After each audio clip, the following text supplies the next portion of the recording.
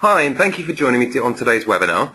I'm Will Rowley, and I help look after our customer and technical services here at Cloud Direct. Amongst other things, we wanted to hold this webinar so that we can make it easier for small and medium-sized businesses to compete with their larger competitors, no matter what the circumstances.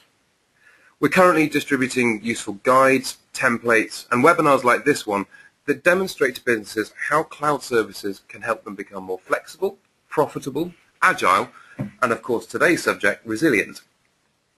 I'll be taking the next 20-25 minutes or so to show you how you can improve your business resilience by building a really strong business continuity and disaster recovery plan. And by that, I mean that one that's well thought out, well supported by your business, and critically well tested.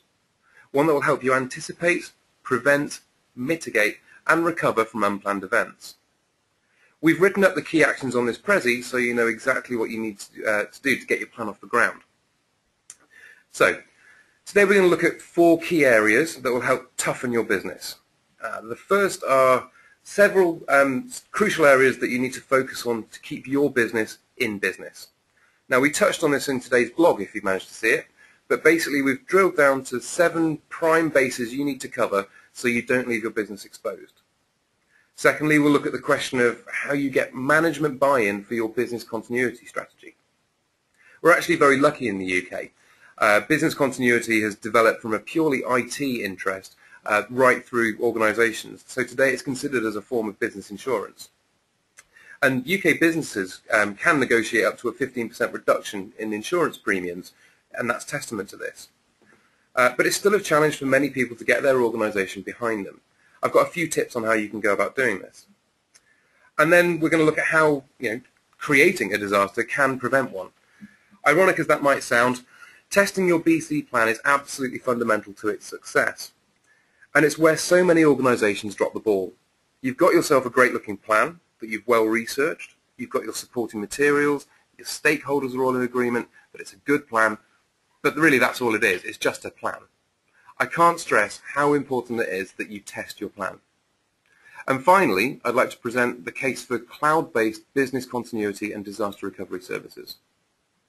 Here we'll focus on the speed and the cost of recovery, looking at the constraints of traditional methods, and how cloud-based BC and DR can significantly improve your value for money and chances of your business surviving a disaster. I'll show you the range of different technologies that are out there that can help support your business in times of crisis and help maintain continuity. As you might expect, we use all of them. Right then, let's look at those 7 crucial areas to consider when you're planning your BC and DR response. And please, if you have any questions along the way, just fire them into the GoToWebinar chat box and I'll see if we've got time to answer them at the end. So, the 7 crucial focus areas for keeping your business in business. Well, the first stage in building a more resilient business is for you to work out exactly who and what keeps your business running, what keeps it all going and who keeps it all together. Most likely they will factor into one or more of these 7 sort of core areas.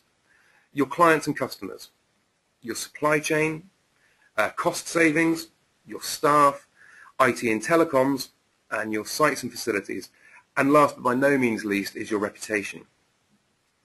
Firstly, your clients have a certain expectation about your business.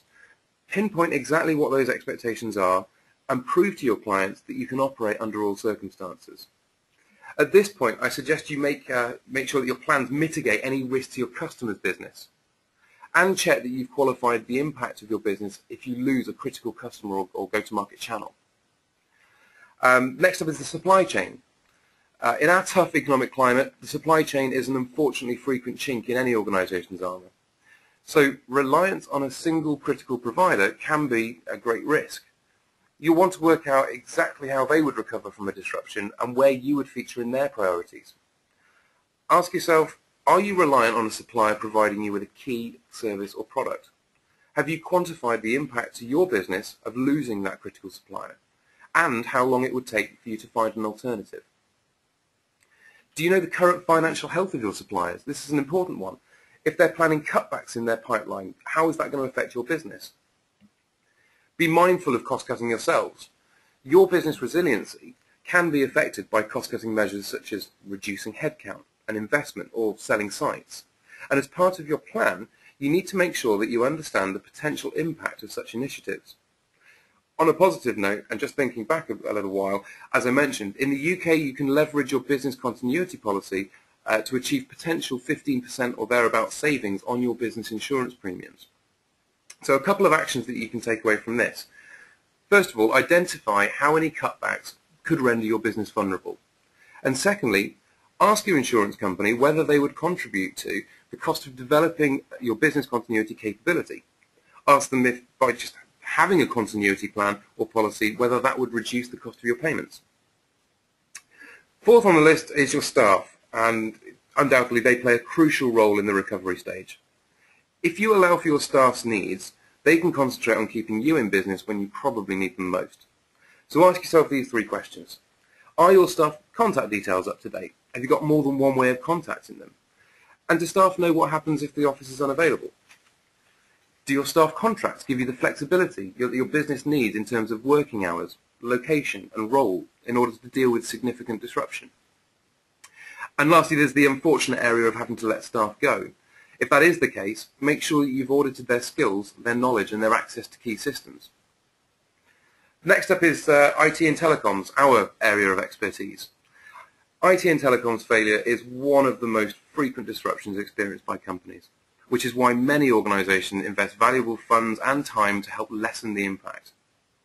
Now, your business needs to do a few things here. First of all, make sure that all of your critical information is backed up and is accessible off-site. If you haven't already, maybe consider moving away from dedicated on-site IT infrastructure, and by on-site I mean located on your premises, to a hosted or hybrid solution or platform, with applications that are available in the cloud and accessible from anywhere with an internet connection.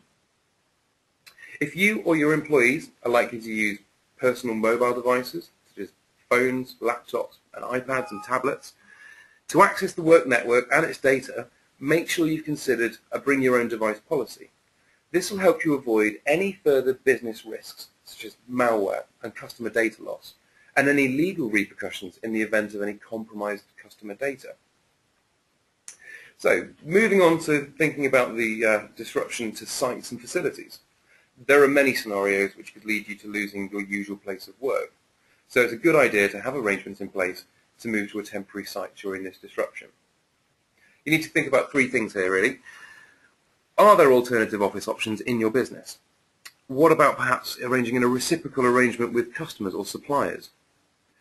If you've had to make the decision to close down sites or facilities due to the recent economic downturn, for instance, make sure that you've updated your plans to handle any site-based disruptions.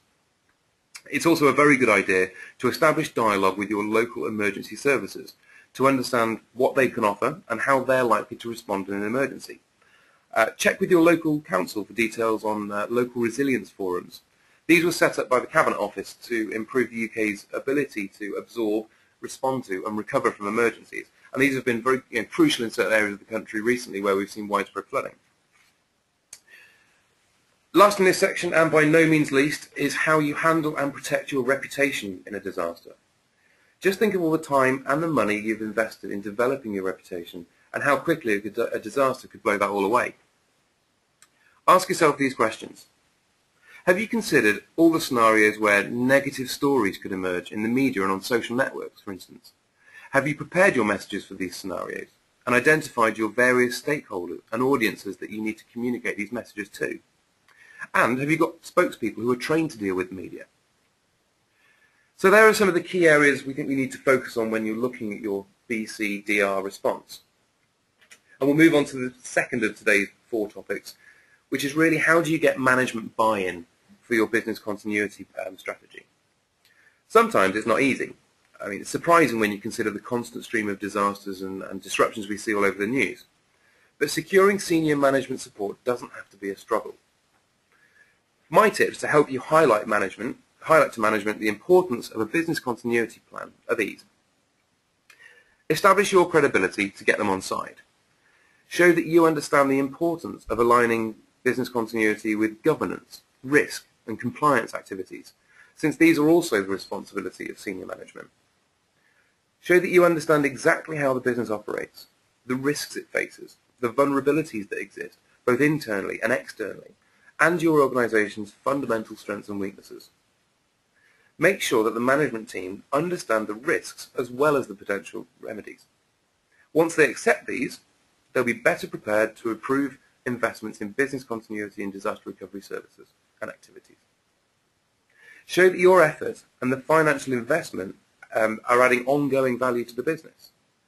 Work out the cost to your business for every hour lost through downtime. This is always a sobering moment, but it's one that highlights the business value of instigating DR measures, which always helps with budgetary approval. Communicating this while nurturing relationships with management will do wonders to get them on your side. However, the only way your plan will ever work is if you test it. You need to test it with regular exercises and update your plans in light of your experiences. So, how does creating a disaster help prevent one? Choosing the right type of exercise is important to make sure that you're effectively testing your responses. There are three main types of exercise that local government agencies tend to talk about, and they're seminar-based, tabletop, and live exercises. Now, seminar exercises are generally low-cost activities. They're designed to inform participants about the organisation and the procedures for responding to an incident. Those involved might be new to the job, or they might be established personnel. And these events often take the form of lectures or panel discussions and should focus on one particular aspect of the response. The emphasis of this type of exercise is on problem identification and solution finding, rather than decision making. Where possible, have contingencies and processes for a really wide range of circumstances. For instance, what should you do if you have a power outage? Or if your place of work is rendered inaccessible through flooding?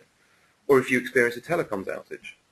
And the output of these exercises should be a set of pre-canned responses that are natural reflexes to the issues facing the business.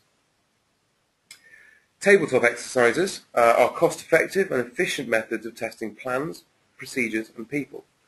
They give employees the opportunity to interact with and understand the roles and responsibilities of other people taking part.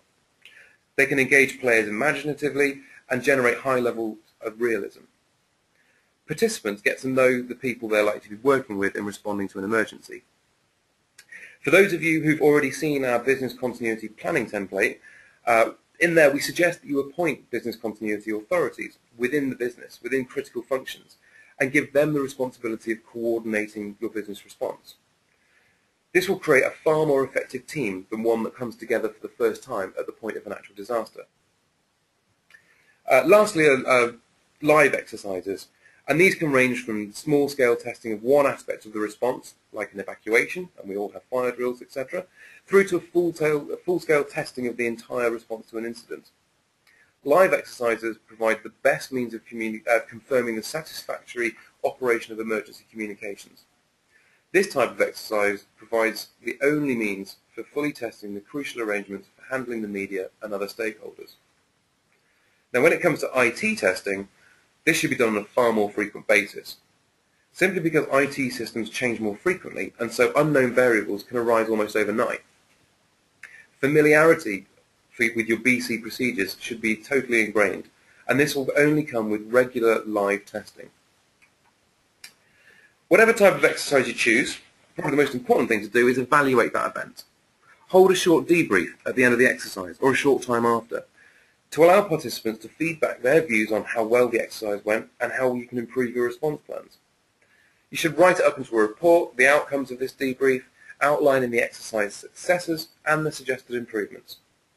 Now, you may need to review your plans in light of some of the outcomes of these exercises, and make sure you have a record of the amendments that you make to your plan and keep different versions. In the event of a disaster, previous exercise reports demonstrate to your customers and stakeholders, and any subsequent formal inquiry, perhaps auditing purposes, the commitment of your business to the safety of your people and your surroundings. So, finally, part 4, let's look at the case for cloud-based server continuity and recovery. Now, traditional IT disaster recovery methods have become increasingly limited for small and medium-sized businesses as IT infrastructures become increasingly complex and varied. There are a range of cloud technologies that cover all small business systems. When it comes to your server's DR strategy, IT decision makers have traditionally chosen between a dedicated and a shared infrastructure model. In that dedicated model, your IT infrastructure is often mirrored at an off-site DR center, providing the best possible recovery time available. The hardware and software are pre-configured specifically for your business, but this isn't necessarily the best option for most businesses today. So why is that? Well, the dedicated model can achieve excellent recovery times, but it all comes at a cost. It requires a second redundant site, complete with a server room and all the infrastructure that goes with it: cooling, power, connectivity, even things like particle filtration. You'll also have the associated costs with buying hardware that's going to sit idle, the replication technology you may use, the additional software licensing, not to mention the time and the effort spent training staff so that they can competently manage your DR procedures. The dedicated model is also dependent on receiving regular, up-to-date data from your organization's servers. Now, this might involve somebody having to physically transport things like backup tapes or disks from your primary workplace to your disaster recovery hot-site. And although replication technologies can ease this process, decent products are expensive and often require dedicated connectivity, expensive fiber lease lines to really be genuinely effective. So the shared model then. The shared model is more cost-effective than a dedicated model, but because the cost is effectively split across multiple organizations. With a shared model, you'll usually have access to a specialist DR center where generic PCs and servers are made available to you, along with things like desks for key staff members.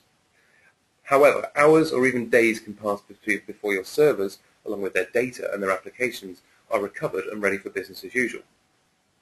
Another thing you'll have to think about regarding shared DR centers is availability. When push comes to shove, will there actually be space for you? In the scenario where a locality has been affected, like current flooding and power cuts, your business will be fighting for space in these centers alongside all the other organizations in the area affected who share your DR facility.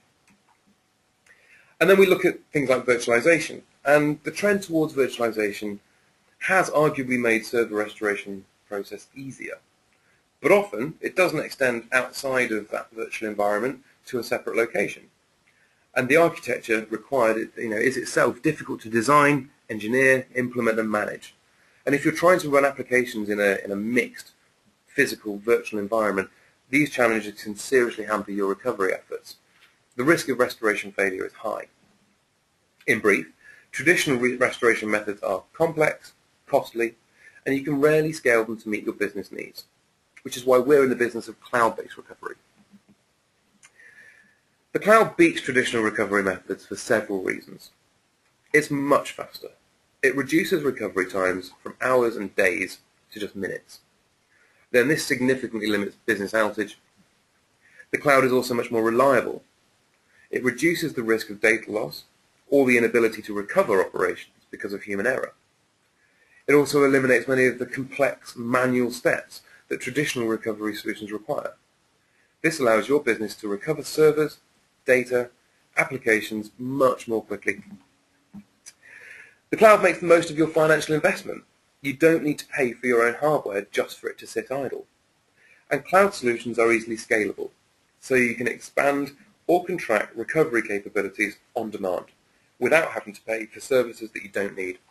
This is a massive benefit for SMBs. Remote access to backed up data means you no longer have to physically transfer tapes to off-site standby sites. With cloud computing, you can begin restoring data faster, shortening recovery times.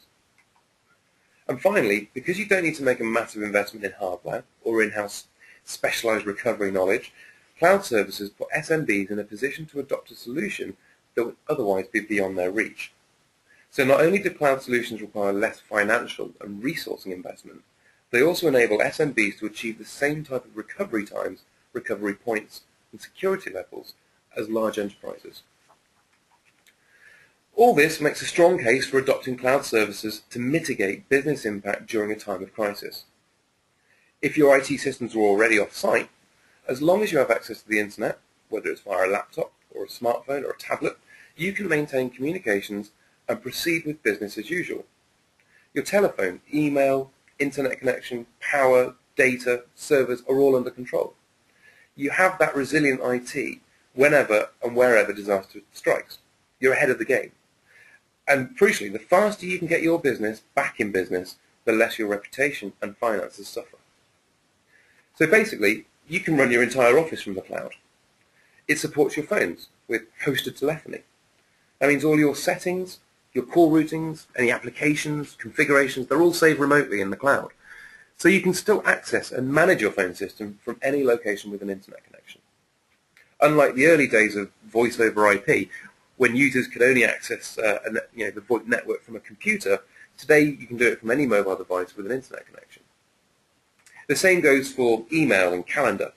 For example, with the Microsoft Office 365 suite of cloud solutions, you can access your email, calendar, contacts from any device. You can even conference or collaborate on files with your teams in real time, regardless of their physical location. The cloud can also provide resilience for your internet connections, with failover that ensures that if one connection fails for whatever reason, you'll maintain a seamless connection, ensuring business is as usual, even wirelessly with 3 and 4G. When it comes to protecting your applications, your databases and file data, a good cloud-based backup service will provide you with continuous data protection and high availability. A cloud business continuity service for your servers infrastructure will save you the expense of paying for dedicated standby machines and avoid the unreliable availability of a disaster recovery site shared with others. Again, what if everybody is affected by that same disaster? A cloud service gives you the best of both worlds. A good server DR solution will be updated, tested, and stored every day. You should get restored in minutes, not hours or days. And because you don't need your own dedicated hardware, software, or support, you can expect a remarkable recovery point for a fraction of the cost of traditional approaches. And this brings us to our final section, the 8 things that you should really look for in a cloud-based server disaster recovery solution. In a nutshell, any cloud solution that offers business continuity should offer these 7 options. For recovery of server environments, it should be able to recover a mixture of hardware types and operating systems, regardless of whether they're physical or virtual. It should have instant failover or complete continuity, and it should be made available immediately. It should aid in the regular and thorough testing of your DR plans. A good cloud business continuity service will offer a selection of service levels, so you can choose recovery times and costs that best suit your business needs. And you should base this on an application's importance to your business or its tolerance for downtime. Ideally, it should offer you subscription-based pricing for predictable costs, so you only pay for the resources you need. It should offer 24/7 support and one phone number. And finally, your cloud-based solution should offer a highly secure, highly available environment so that no matter what happens, you can be certain of a speedy and reliable recovery, if not complete continuity. Well, that just about sums up everything I wanted to cover off in this session. I see we've had a couple of questions in, and thank you. I think we have a couple of minutes left maybe that I can go on to answer those. If you do want to shoot off now, and thank you for hanging on this long, don't hesitate to get in touch if you'd like us to send you a copy of the business continuity plan template, or if you have any questions. The addresses are up on screen there, inquiries@clouddirect.net. If you want to drop me an email directly, it's simply will.rowley@clouddirect.net. I'd love to hear from you. We'll also be emailing you a business continuity plan guide based on today's session, and it lists out a lot of the associated actions that we think you should take, and it should be quite useful, especially in conjunction with the business continuity template. So one of the questions that has come in was, do we have a model or any tools that will help you work out how much your business will lose for every hour of downtime, or how much you should invest in sort of business continuity solutions, what the perceived value of that is. Run back to one of the points I made earlier, which was about actually thinking about the cost of not having, for instance, people on the phones, or if you're an outbound sales organisation, or if you're a logistics organisation, not being able to move stock around. So really, you should be able to sit down and plan the cost of that downtime. The next thing to do is think about the likelihood of incurring that downtime. Are you on a floodplain, and therefore it's going to be more of an issue for you, and the risk and the frequency of that happening. And by taking a look at the cost in a maybe per hour or per day basis versus the chance of it happening, you can make an estimated guess then, a guesstimate that's pretty accurate about how much you should really be investing in your business continuity and DR procedures. I hope that answers that question. I know we're conscious that we don't want to be keeping up too much of your time today, so we're going to wrap it up here. Thank you again for your time. Please do get in touch with us by phone or email or chat from our website. We'll be putting this webinar up on our website, so if you want to refer this on to any of your colleagues, then please we can do that. If you'd like any more help and information, please do give us a call or an email on the addresses on screen. Again, thank you very much for your time today, and look forward to hearing you in future webinars.